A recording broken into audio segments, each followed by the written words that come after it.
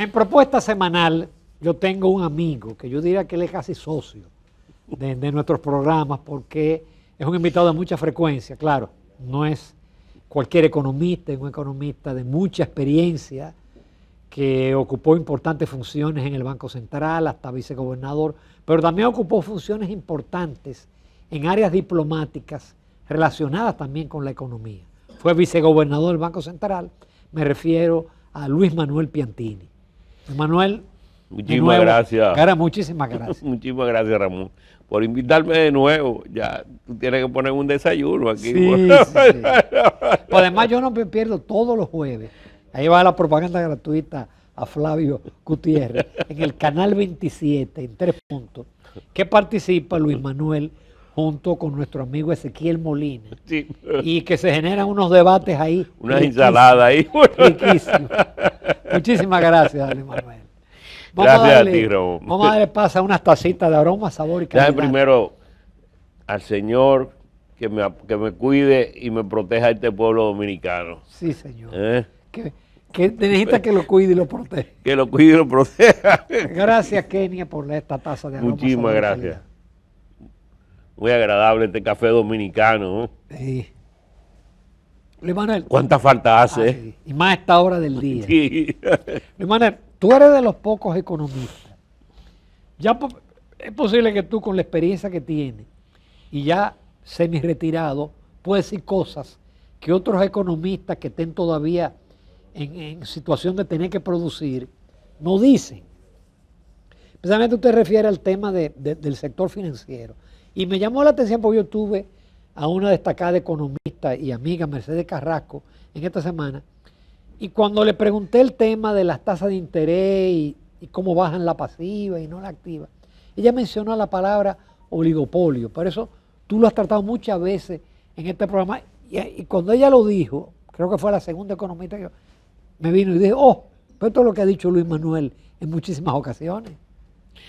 Sí, hay algunos ya que están comenzando también a escribir sobre eso, porque es una realidad del mercado dominicano. Yo no estoy diciendo que sea malo o bueno, exacto, lo que sea, pero es una realidad, porque son 3 entidades poderosas que manejan el sector básicamente, y una de ellas que es oficial, que ahorita me voy a expresar más ampliamente sobre eso, es la que más activo tiene del sistema, ¿no? La más poderosa y la que viene siendo como el pastor que guía las ovejas, ¿no?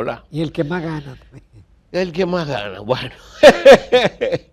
Entonces, estamos hablando de un mercado que, como la mayoría del mercado en República Dominicana, es un monopolio o oligopolio. Es un mercado pequeño, pero también fue un mercado muy protegido.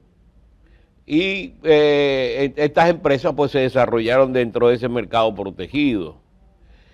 Y el problema es que si tú te das cuenta, Ramón, aquí el sector industrial crece poco por las restricciones internas que hay. No tanto en el sector de zona franca, que es el que más rápido crece, pero sí internamente el sector industrial es un sector que está sujeto a muchísimos elementos restrictivos de costos impositivos, costos de manejo burocrático, costos sociales, como estamos viendo que es la situación con la cesantía, que por cierto hay que explicar, porque yo vi a una comparecencia de un dirigente del PLD, donde hace un rejuego ahí, como siempre aquí, malinterpretando el sentido de lo que se está presentando para el asunto de la cesantía. Ellos aducen que no se debe eliminar, pero es que la ley que se está presentando en el Congreso por una diputada, creo que para lo de la cesantía y el esfuerzo que está haciendo el sector empresarial, que no es en contra de los obreros, no es para eliminar la cesantía de los que tienen. Claro. Los que tienen ya tienen su cesantía y no la van a perder. La ley no es retroactiva. Es a los nuevos que tampoco le van a eliminar los beneficios, sino que lo van a ver en otro tipo de instrumentos sociales que existen, como lo es la de seguridad social, con el fondo de pensiones, que puede haber un aumento más en la etapa en la parte de contribución del sector empresarial, y otra serie de aumentos en el salario promedio. Entonces, hay otra serie de beneficios adicionales que el empleado se va a beneficiar si se elimina la cesantía, porque la cesantía es un costo, realmente. Es un pasivo. Es un pasivo contable, pero es un pasivo que tú lo tienes que pagar en un momento determinado y tienes que tomarlo en cuenta. Bueno, pues ese es el rejuego que se da aquí, de que quieren presentar como que es una eliminación cuando no es la eliminación. No. Los que tienen su cesantía se mantienen en su cesantía. El asunto es para los nuevos, para darle flexibilidad al mercado de trabajo y para que el mercado informal se reduzca y aumente el mercado formal, que es el que protege al obrero. Que en una situación como esta, tú ves que los sindicatos están en contra de los obreros del sector informal. Esa es la cosa más increíble. O sea, el sector de obreros más fuerte que hay en la economía, que es el sector informal, que llega hasta el 54% en algunos años y 55%, es un sector que no está representado por los sindicatos.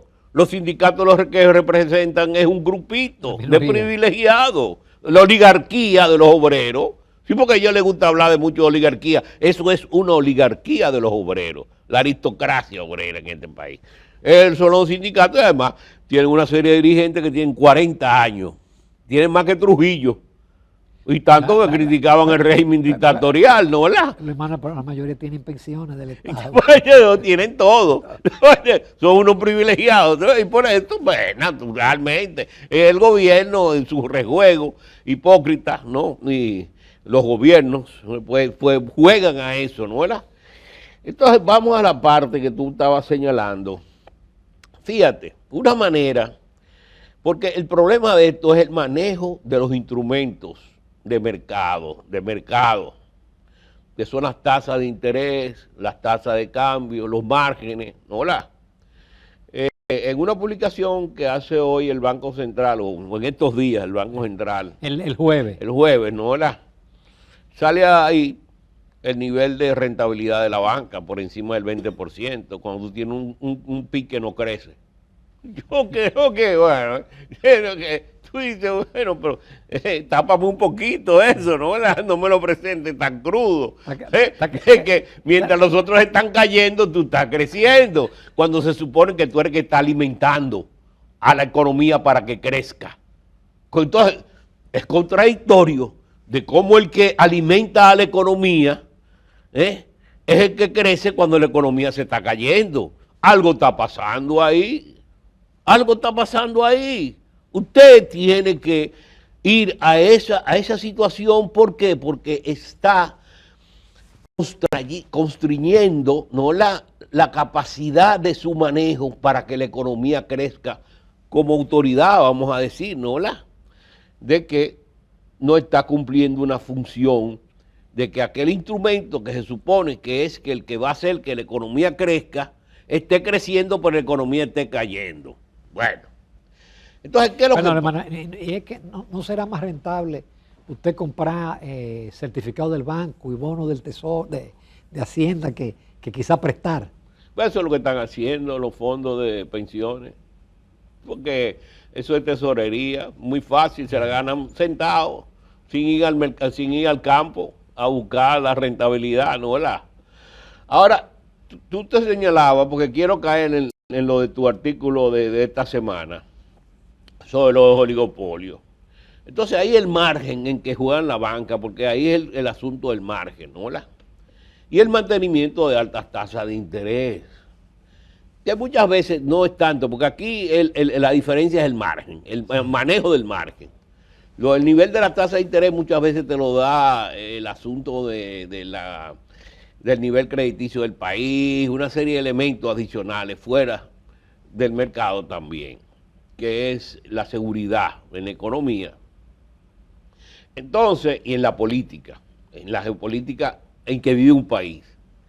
Entonces, ese oligopolio, la única forma de que esos márgenes se reduzcan y se beneficien los clientes, tanto los pasivos como los activos, porque a los pasivos le tumban 300 puntos, que son los pasivos son los ahorrantes, le tumban 300 puntos, mientras que a los activos le tumban solamente 100 puntos. O sea, que te tumban de 14 a 13 tu tasa de interés que tú pagas por un préstamo, pero te tumban de un 9% a un 6% lo que te pagan por el ahorro que tú le pones, que es con ese dinero que tú le prestas al otro. Y ahí hay un margen de ganancia. Y después de eso el Estado te quita un 10%. Bueno, mató las comisiones que le ponen. Sí. ¿No entiendes? Pero bueno, ese es el negocio. Yo no estoy criticando, es un negocio, ¿eh? Es un negocio, una empresa rentable. Yo instalo una empresa para ser rentable.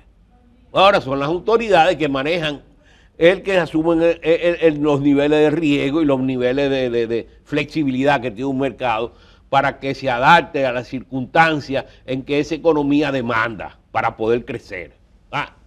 Entonces, ¿qué pasa? Ese artículo tuyo sobre las cooperativas y algo que habló Mercedes, que era sobre, creo que ustedes hablaron de las asociaciones de ahorro y préstamo, tú también sí. Hablaron de cómo tú también hablaste, creo que en el artículo, de que las asociaciones de ahorro y préstamo puedan convertirse en actividades de banca. Porque lo permite la ley monetaria. La ley monetaria lo permite. El asunto ahí es el manejo de cómo se convierten de depósitos a acciones, ¿no? Porque no son accionarias, son mutualistas. Ese fue el lío que hubo cuando la crisis bancaria, que quisieron convertir algunos en un momento determinado, cuando tampoco la ley en ese momento no lo permitía. Pero bueno, no vamos a entrar en ese detalle. Suerte que esa operación no se dio. Bueno. Déjame no recordar eso. Porque una asociación que pudo haber absorbido, iba a ser absorbida. Entonces, cuando tú amplías el mercado, tú estás creando más competencia. Claro. Y ahí las cooperativas que manejan recursos y lo ponen en el mercado, porque están asumiendo ya un riesgo con el dinero mío que yo le he dado, entonces tienen que estar sujetas a una regulación como los bancos también. Ahora, si tú eres una cooperativa, que tu simple hecho de ser cooperativa es que sea una asociación de amigos, ¿verdad? Que pongan un dinero para reducir costos en el manejo de bienes y servicios que ellos quieran comercializar entre ellos, eso es otra cosa. No, ahí no hay ningún problema, ellos pueden manejarse ellos mismos.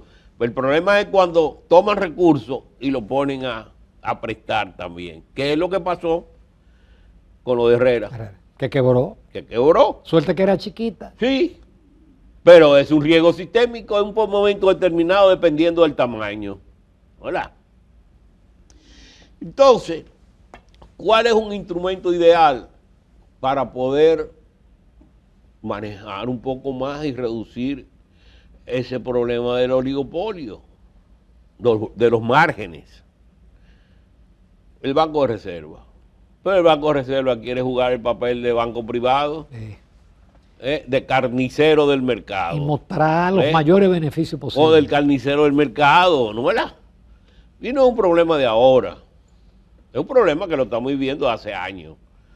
Cuando yo estaba en el Banco Central, que era técnico, nosotros asumíamos de que el banco de reserva en aquel momento, ¿te acuerdas cómo se le llamaba la tasa de cambio prima? La prima.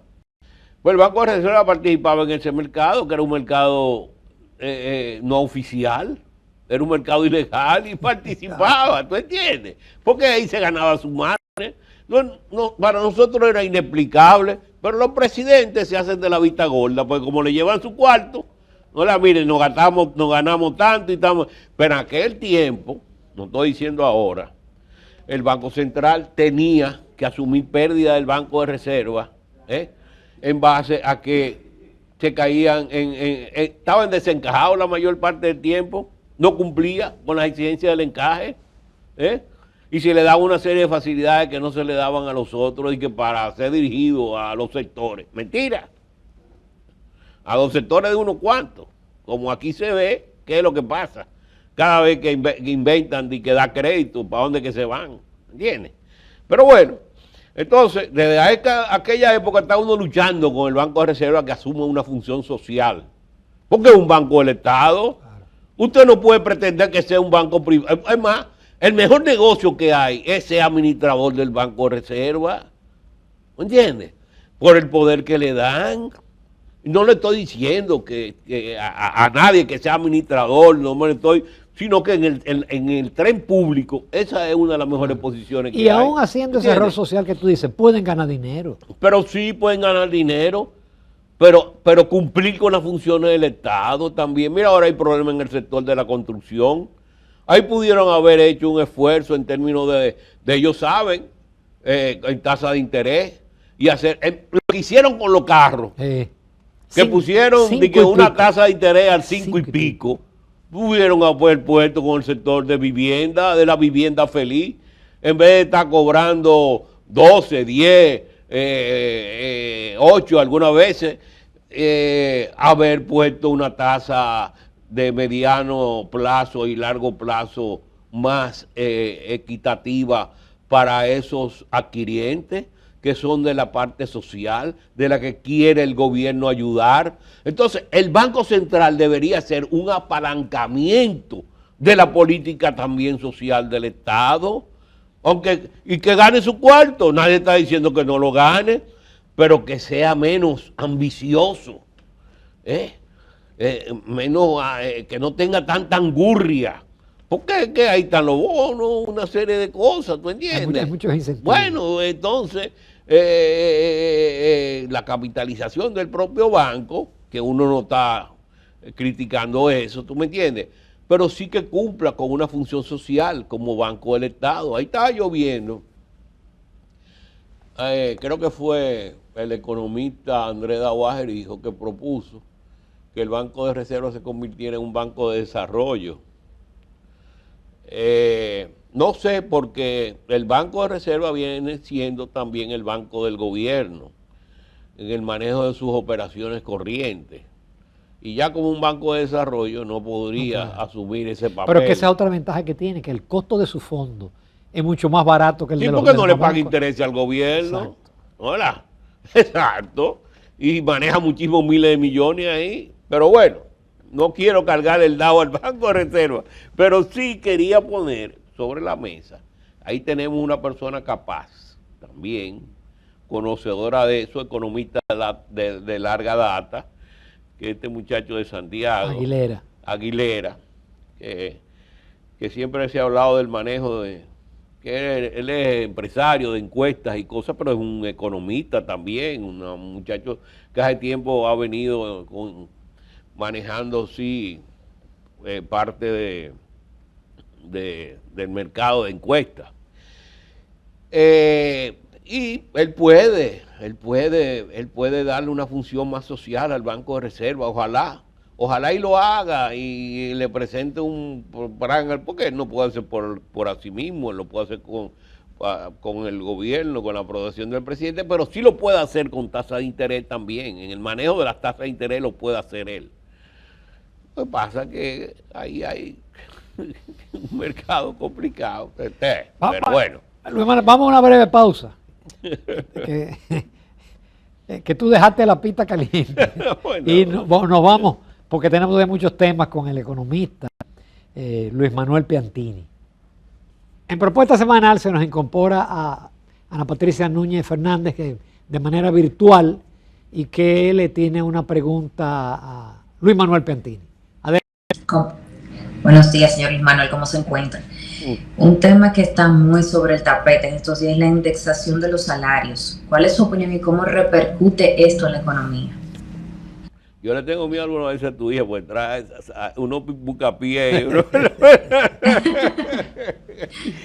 Pero bueno, la indexación, ese es un tema que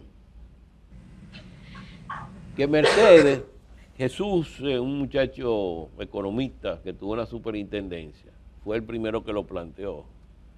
Y después Mercedes le hizo el cálculo también y lo puso más en el tapete. Eso viene a través de que el Estado es abusador. El Estado crea sus propias leyes para que el Estado crea sus leyes para que los otros lo cumplan y ellos no lo cumplen. Porque si usted no va a cumplir algo, no haga leyes. Claro. Como decía Rosario Espinal en uno de los artículos. Usted no lo va a cumplir, no haga leyes. Porque usted está impulsando la ilegalidad entonces. Porque entonces la gente es lo que hace en la calle, que no cumple con las leyes de tránsito. Porque el gobierno no cumple con sus leyes. Usted no me puede decir que usted cumple cuando no cumple. Entonces vamos todo el mundo a hacer lo que nos dé la gana, lo que es la calle, un desastre. El señor Morrison dijo en estos días que las cosas se habían normalizado. Yo quiero que él vaya y se pase el día y que nosotros lo veamos, que está ahí adentro y que recorra para ver si se ha normalizado. Eso es un desastre, una selva.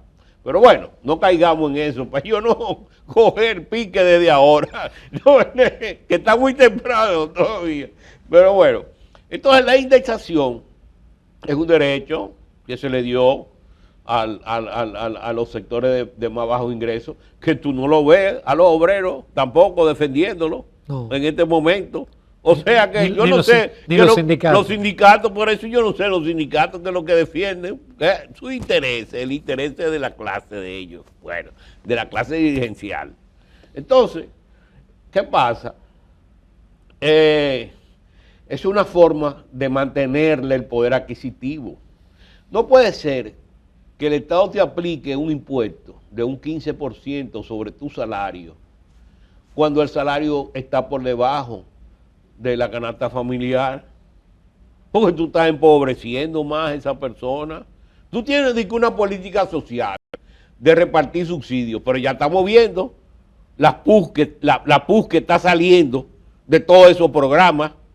Ahí estaba Nuria Piera, salió en esta semana con unas acusaciones sobre miles de millones que una vagabundería grandísima. Entonces, cada vez se destapan más barbaridades en esos programas. Porque coge por ahí a lo que coja mi bon en este país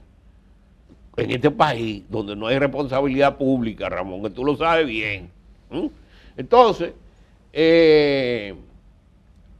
le dan por un lado y le quitan por el otro, pero le dan papel para hacer propaganda política y le quitan injustamente, porque eso es una injusticia lo que le están quitando. A la clase media. A la clase media, sí, a la clase media y a la clase baja. Entonces, eso es salario, como quiera también, cuando tú lo gastas, va a un supermercado y paga ITEVI, va a una tienda y paga ITEVI, o sea que hay de esa parte que tú le estás restituyendo al asalariado, tú vas a recibir una parte de eso como impuesto. Pero indiscutiblemente que eso es una ganancia social que en un momento determinado se logró, que el Estado hace aquí lo que le da la gana. Como hizo con el impuesto que le tiene puesto a la transferencia de recursos, que te están penalizando doblemente tu salario. Tú tienes el salario depositado en un banco y lo mueves de una cuenta a otro y ya te está pagando un impuesto adicional sobre el mismo salario. Una doble tributación. Es un abuso del Estado, como todos los abusos que hay en este país. Y ese fue provisional de que por la deuda externa. No, hombre, provisional, aquí nadie es provisional. Yo quiero ver lo que Magín va a presentar provisional. Por ejemplo, tú estabas en una actividad. No sé si ya... No, sí. Tú estabas en una actividad del periódico El Dinero, donde hubo participación de empresarios, pero también Magín como que adelantó, o por lo menos la prensa recogió, porque yo no estuve, que iban a haber reformas. Vamos a esperar lo que presenta Magino, ¿verdad? Yo creo que la situación está un poco caliente para presentar reformas que puedan crear un ambiente que caliente la caldera, más de lo que está. Porque hay una serie de indicadores que te demuestran que ha habido un deterioro en la forma de eficiencia en el manejo del Estado. Aquí no estamos atacando al presidente, porque yo creo que el presidente ha hecho, dentro de lo que es este país, que se ha mantenido estable en su sistema político durante más de casi 60 años, este presidente también ha hecho su labor en la libertad de prensa, en la libertad, o sea, por lo que luchó este pueblo por muchos años para lograr, ¿no? ¿Verdad? Pero una cosa es eso, que es el sistema democrático, ¿no? El mantenimiento del sistema democrático. Y otra cosa es el manejo eficiente del Estado. Entonces tú estás viendo que hay una serie de indicadores. Mira, lo de la carretera de circunvalación de Baní, mira, lo de las viviendas que están entregando como vivienda feliz, y cuando tú vas a ver ya se está filtrando hasta el techo. Y ya adentro la gente tiene problemas hasta para descargar todo. Y ya tú ves los hoyos y las rajaduras. Entonces tú dices, pero ven acá, ¿y qué es esto? Pero ni en los pocos que construyen saben construir. Pero que no construyan nada. Y que mejor es que ese dinero, como hizo aquel de la parábola del Señor, que sembró el dinero, y cuando llegó, y el dueño le dijo, mi cuarto está sembrado, señor, porque usted es un hombre muy avaro. Ah, sí, bueno, para la cárcel va. Bueno, pero bueno. Pero hermano, ahora nos enteramos que el apagón fue porque alguien manejó mal Ahora nos enteramos que el gran apagón fue porque alguien en la subestación manejó mal. Pero que no era técnico. Pero ¿cómo tú le das eso a cualquier obrero? Pero ¿qué responsabilidad pública hay de eso? Y eso que yo creo que eso es porque el Estado es dueño de algunas de las empresas generadoras, pero en esa no lo es. Una de estas grandes empresas generadoras que hay, que hablan de que son las que más se benefician, el Estado tiene el 50% beneficiándose de eso también, pero que pasa que se calle y no se dice, tú oyes. Pero bueno. Y es mucho. Que sí es bastante. Ahí hay hasta empresas que tú y yo conocemos, que no son empresas, son instituciones públicas, que hasta dueñas son, que a mí me sorprendió, con consejos en Colombia. Pero bueno. Entonces,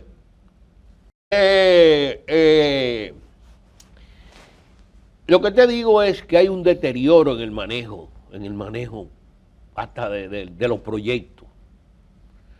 Y entonces tú ves que hay una falta también de supervisión.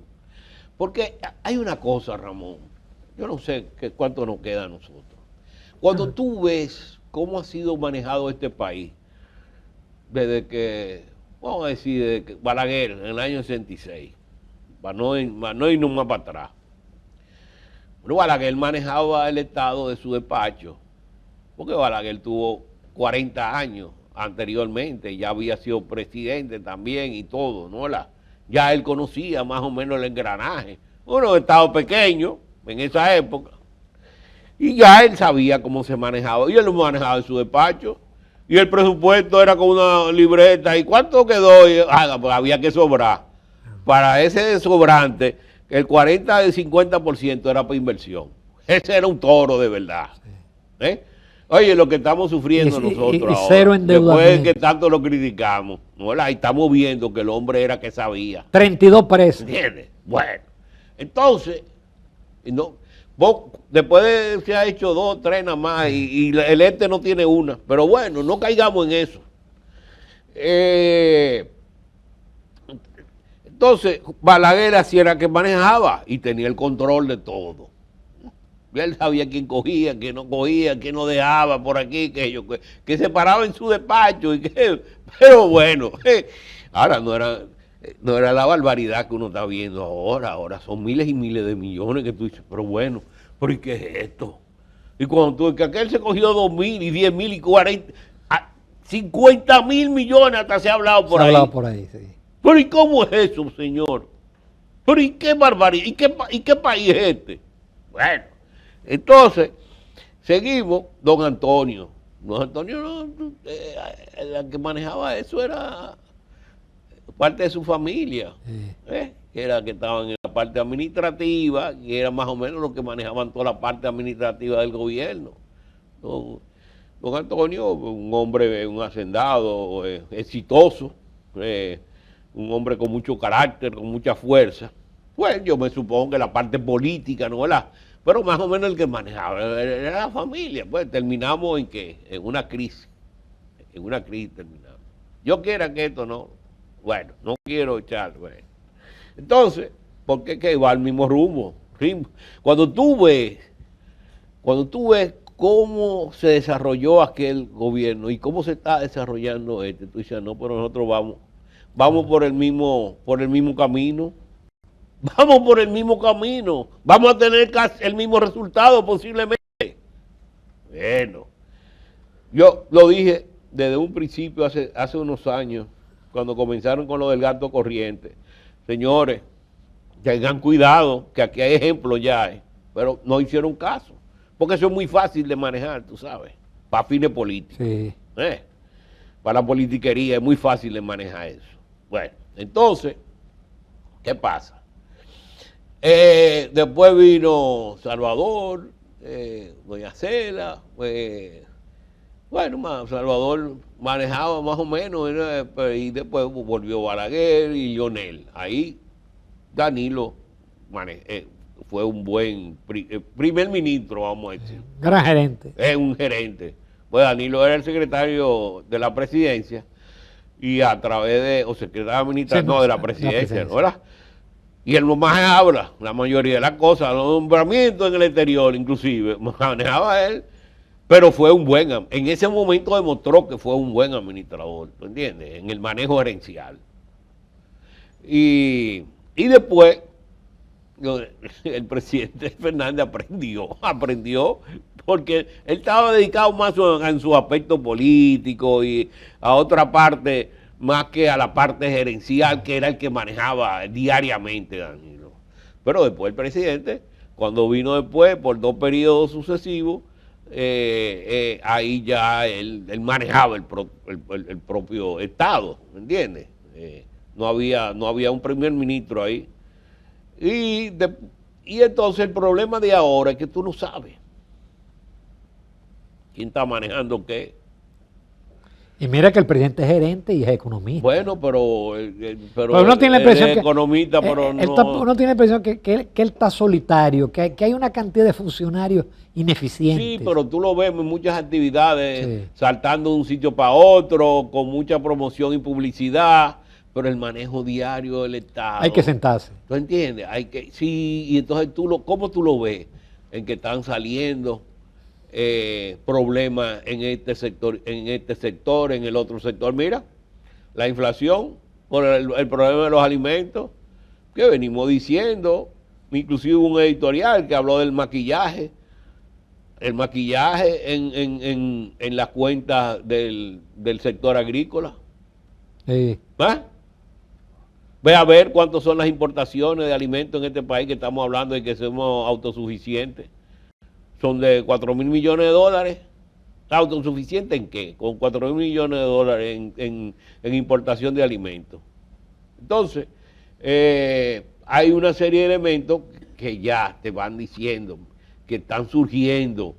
Mira, se le fue un cable, yo no sé a quién fue, el mantenimiento por el suelo. Tú vas a las estaciones de metro y te enseñan, el periódico El Listín Diario está haciendo una gran labor de supervisión. Sí. El Listín se ha convertido con Miguel en la labor de supervisión, magistralmente. Sí. El Listín tenía que ser una planta de tratamiento en la Ciénaga.